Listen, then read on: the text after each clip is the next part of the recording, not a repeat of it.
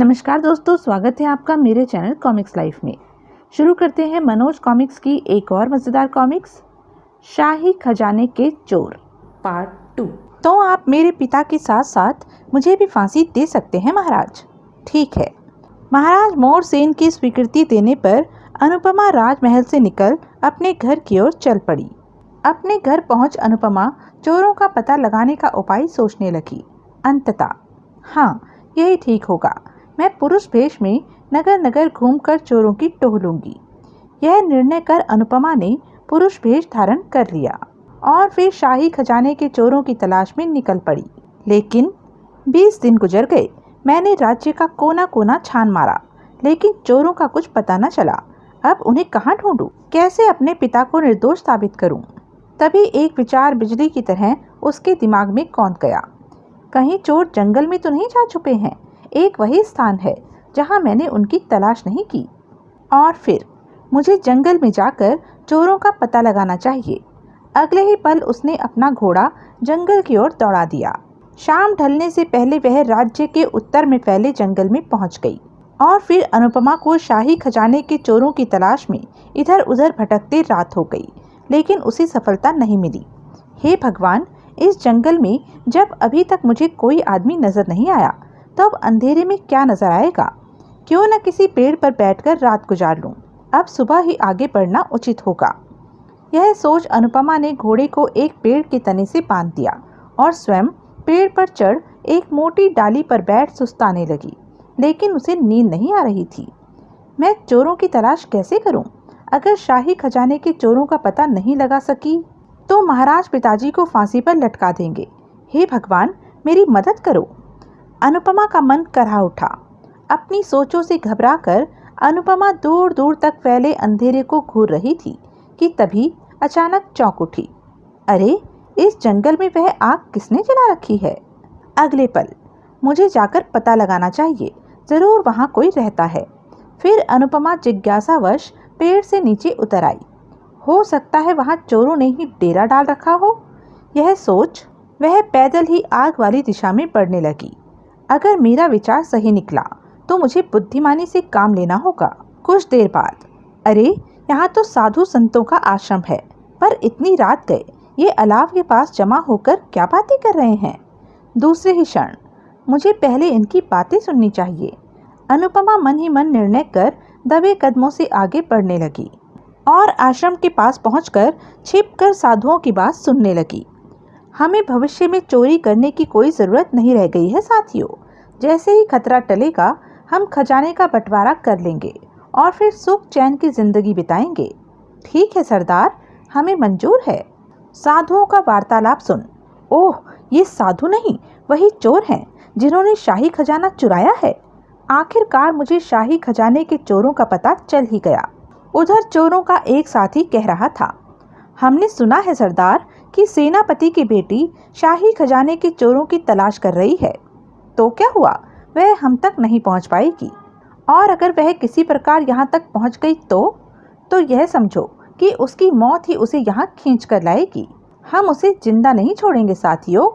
उधर साधुओं की सारी बातें सुनने के बाद अनुपमा सोच में पड़ गई।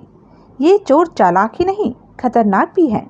अगर मैंने महाराज को बताया कि ये साधु संती खजाने के चोर हैं, तो शायद वह मेरी बात पर विश्वास नहीं करेंगे। मुझे इन्हें रंगे हाथों पकड़वाना होगा। यह निर्णय कर अनुपमा दबे पांव वहां से वापस अपने घोड़े के पास पहुंची और उसी वक्त घोड़े पर सवार हो राज्य की ओर चल पड़ी। अगले दिन अनुपमा शाही खजाने के चोरों को पकड़वाने की पुख्ता योजना बनाकर राजा मोरसेन के पास पहुंची। प्रणाम महाराज, मैंने शाही खजाने के चोरों का पता लगा लिया है। कौन है वे? गुस्ताखी माफ हो महाराज, मैं आपको उनके बारे में अभी कुछ नहीं बता सकती। क्या मतलब? मैंने उन्हें रंगे हाथों पकड़वाने की योजना बनाई है। आखिर तुम कहना क्या चाहती हो? विस्तार से कहो। फिर अनुपमा राजा को सविस्तार अपनी योजना बताने के बाद बोली, मुझे एक दिन के लिए शाही मेहमान खाना चाहिए महाराज। मिल जाएगा। सोने और चांदी के बर्तन भी चाहिए। ठीक है। राजा मोरसेन ने जब अनुपमा की हर बात मान ली तो अनुपमा वहां से चल पड़ी। घर पहुंच फिर उसने मर्दाना भेष बनाया और घोड़े पर सवार हो चोरों से मिलने जंगल की ओर चल पड़ी। इस भेष में मुझे उनके देवता भी नहीं पहचान सकेंगे। जंगल में साधुओं के आश्रम में पहुंच अनुपमा आदर सहित मंगू को प्रणाम करते हुए मर्दाना स्वर में बोली, प्रणाम मुनिदेव। जीते रहो बस। तुम कौन हो? मैं सत्य प्रकाश सौदागर का बेटा हूँ मुनिवर। वर्षों बाद कल ही धन कमाकर अपने देश लौटा हूँ। ओह, मैंने शाही मेहमान खाने में 121 ऋषि मुनियों की दावत करने का आयोजन किया है मुनिवर, लेकिन हम तो 11 ही हैं वत्स। मैं बाकी के 110 ऋषि मुनि और तलाश कर लूंगा मुनिदेव। आप परसों दोपहर अपने शिष्यों को साथ लेकर भोजन पर अवश्य पधारें। हम साधु संतों को जीभ के स्वाद से कोई मतलब नहीं है बेटा, पर क्योंकि तुम इतनी दूर से हमारे पास आए हो, इसलिए हम तुम्हें निराश नहीं करेंगे। हम परसों दोपहर का भोजन शाही मेहमान खाने में ही करेंगे। धन्यवाद मुनिदेव। और फिर अनुपमा मंगू से विदा ले वापस लौट पड़ी। राजमहल में पहुंचकर वह शाही मेहमान खाने में दावत के लिए आवश्यक प्रबंध कराने में जुट गई। कहीं भी कोई कमी न रह जाए। अगर उन कमबख्तों को जरा भी शक हो गया तो मेरी योजना पर पानी फिर जाएगा। और फिर निश्चित दिन निश्चित समय पर मंगू अपनी साथियों को साथ लेकर जैसे ही शाही मेहमान खाने में पहुंचा, मर्दाना भेष में मौजूद अनुपमा उसके पैर छूते हुए बोली, प्रणाम मुनिवर। आयुष्मान रहो वत्स। मुझे विश्वास था आप जरूर पधारेंगे। साधु अपने वचन से कभी नहीं फिरते वत्स, परंतु बाकी सब कहाँ हैं? आपने बहुत देर कर दी। 110 ऋषि मुनि भोजन करके जा भी चुके हैं मुनिदेव। ओह, तब अनुपमा बोली, आप अपने शिष्यों के साथ भोजन गृह में चलिए मुनिदेव। ठीक है बेटे, चलो। इतना कह मंगू अपने शिष्यों को साथ लेकर अनुपमा के पीछे चल पड़ा। भोजन गृह में उन्हें सोने चांदी के बर्तनों में खाना परोसा गया। सोने चांदी के बर्तनों में खाना देखकर मंगू सोचने लगा, ओह, इतनी ढेर से सोने चांदी के बर्तन, अगर इन पर हाथ साफ कर दिया जाए तो कितना अच्छा हो। मंगू के साथी भी सोच रहे थे, वाह, ऐसे बर्तनों में तो हमने कभी भोजन नहीं किया। ये सोने चांदी के बर्तन यहाँ शोभा नहीं देते, बल्कि हमारे पास होते तो कितना अच्छा होता। उधर मंगू ने मन ही मन निश्चय किया, हम आज रात ही इन्हें चुरा कर ले जाएंगे। मंगू को गहरी सोच में डूबा देख, आप किस सोच में डूब गए मुनिवर? भोजन कीजिए। ओह हाँ। और फिर मंगू अपने साथियों के साथ भोजन करने लगा, लेकिन उसका दिमाग सोने चांदी के बर्तन चुराने की योजना बना रहा था। रात में हम चुपचाप यहाँ आएंगे और बर्तन चुरा कर ले जाएंगे। फिर जैसे ही मंगू के दिमाग में योजना तैयार हुई, बस बेटे, मैं भोजन कर चुका हूँ। लेकिन आपने तो कुछ भी नहीं खाया है मुनिदेव। अधिक भोजन करना साधुओं का काम नहीं है बेटा, क्योंकि जब पेट भर जाता है तो हरि भजन नहीं होता। जैसी आपकी इच्छा मुनिवर। फिर हाथ मुंह धोकर मंगू अनुपमा से विदा लेते हुए बोला, अब हम चलते हैं बेटे। तुम्हारा अतिथि सत्कार पाकर हमारी आत्मा अत्यंत प्रसन्न हुई। यह तो मेरा सौभाग्य है मुनिवर। फिर मंगू अपने साथियों सहित मेहमान खाने से चला गया। आश्रम पहुंचकर मंगू अपने साथियों से बोला, आज रात शाही मेहमान खाने में जितने भी सोने चांदी के बर्तन हैं, वे हमारे कब्जे में होने चाहिए साथियों। अवश्य सरदार, हम भी यही चाहते थे सरदार। मैंने ऐसी योजना तैयार की है कि हम आराम से शाही मेहमान खाने से सारे बर्तन चुरा लाएंगे और किसी को पता भी नहीं लगेगा। हा हा हा, मंगू सरदार जिंदाबाद। उधर अनुपमा राजा मोरसेन से कह रही थी, आज रात शाही खजाने के चोर शाही मेहमान खाने में चोरी करने अवश्य आएंगे महाराज। आप चोरों को पकड़ने के कड़े प्रबंध करें, वे शाही मेहमान खाने से निकलने ना पाए। ठीक है, मगर क्या महाराज? अगर वे साधु संत चोर नहीं हुए तो आप मुझे जो चाहे सजा दे सकते हैं महाराज।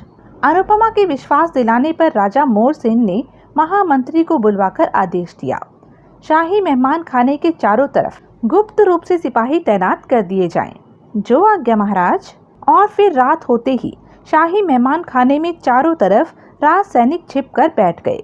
अनुपमा भी छिपकर बैठ गई और चोरों का इंतजार करने लगी। काफी समय गुजर गया, लेकिन जब चोर न आए तो इसका दिल धड़क उठा। कहीं मंगू और उसके साथियों को मेरी योजना की भनक तो नहीं लग गई है। अगर उन्हें असलियत का पता चल गया है तो महाराज मुझे कभी माफ नहीं करेंगे। अगर वे नहीं आए तो महाराज पिताजी के साथ साथ मुझे भी फांसी पर चढ़ा देंगे। तभी आहट हुई और अनुपमा की सोच भंग हो गई। ओह, शायद ऊपर कोई है। थोड़ी ही देर बाद मंगू अपने साथियों के साथ मेहमान खाने में दाखिल हुआ और बोला, चलो साथियों, जल्दी से जाकर सारे बर्तन समेट लो। ठीक है सरदार। अगले ही पल मंगू के साथी भंडार गृह की ओर बढ़ गए। आखिर मंगू मेरी योजना में फंसी गया। अब मंगू और उसके साथी गिरफ्तार होने से नहीं बच सकेंगे। फिर भंडार गृह में पहुंचते ही जल्दी ही मंगू और उसके साथियों ने सारे बर्तन गठरियों में बांध लिए। लेकिन जैसे ही वे बर्तनों की गठरियां उठाकर चलने लगे, खबरदार, जो जहां है वहीं खड़ा रहे, वरना बेमौत मारा जाएगा। ओह, फंस गए। ठीक उसी समय अनुपमा वहां स्त्री भेष में पहुंचती हुई गरजी, इन दुष्टों को गिरफ्तार कर लीजिए महामंत्री जी, यही है शाही खजाने के चोर। बेशक अनुपमा बेटी, तुमने असली चोरों को पकड़वाकर अपने पिता पर लगे कलंक का दाग धो डाला है। फिर सैनिकों को मंगू और उसके साथियों को गिरफ्तार करने का आदेश देने के बाद महामंत्री बड़े ही भावुक स्वर में अनुपमा से बोले, तुम धन्य हो बेटी, तुम्हारी बुद्धिमत्ता पर हमारा देश हमेशा गर्व करेगा। तो यह दावत हमें फंसाने के लिए दी गई थी। अनुपमा की योजना समझ में आते ही मंगू मन ही मन पछताने लगा। मैं अपने आप को बड़ा बुद्धिमान समझता था, पर मैं भूल गया था कि नहले पर दहला भी पड़ सकता है। लेकिन अब पछताए क्या होत, जब चिड़िया चुग गई खेत वाली कहावत मंगू पर सही साबित हुई थी। उसे उसके साथियों के साथ कारागृह में डलवा दिया गया। सुबह जब मंगू और उसके साथियों को राज दरबार में पेश किया गया, आप मुनिदेव, यह कोई ऋषि मुनि नहीं है महाराज, बल्कि चोरों का सरदार मंगू है। अनुपमा की बात सुन, ओह, अब हमारी समझ में आ गया कि शाही खजाने की गुप्त द्वार से चोरी कैसे हुई। हमने गुप्त द्वार के बारे में इसी पाखंडी साधु को बताया था। अगले ही पल, बोल दुष्ट, तुमने शाही खजाना कहाँ छिपा रखा है? मेरे आश्रम में छिपा है महाराज। राजा ने तुरंत अपने सैनिकों को आश्रम से शाही खजाना निकाल लाने का हुक्म दे दिया। फिर राजा ने मंगू और उसके साथियों को फांसी की सजा सुना दी। मंगू और उसके साथी रहम की फरियाद करने लगे। तब राजा कठोर स्वर में बोले, तुम जैसे विश्वासघाती, दुष्ट, पाखंडी व चोर कदापि रहम के काबिल नहीं होते। इतना कह राजा ने सैनिकों को मंगू और उसके साथियों को अपनी नजरों से दूर कर देने और सेनापति को आदर सहित दरबार में पेश करने का आदेश दिया। थोड़ी देर बाद जब सेनापति दरबार में पहुंचा तो अनुपमा अपने दिल पर काबू न रख सकी। पिताजी, आप ठीक तो है ना? बेटी, तूने मुझे बदनामी की मौत से बचाकर सिद्ध कर दिया है कि बेटी भी बेटे से कम नहीं होती। वक्त आने पर वह चंडी बनकर कुल की मर्यादा कायम रख सकती है। तभी महाराज ग्लानि भरे स्वर में बोले, हमें माफ कर दो सेनापति, हम अपनी भूल पर शर्मिंदा हैं। ऐसा कहकर मुझे शर्मिंदा न करे महाराज। तब महाराज मोरसेन ने आगे बढ़कर सेनापति को बाहों में भर लिया। तुम महान हो मेरे मित्र। और खुशी के इस मिलन पर अनुपमा के साथ तमाम दरबारियों की आंखें छलछला उठी। तो यह थी मनोज कॉमिक्स की एक मज़ेदार कॉमिक्स।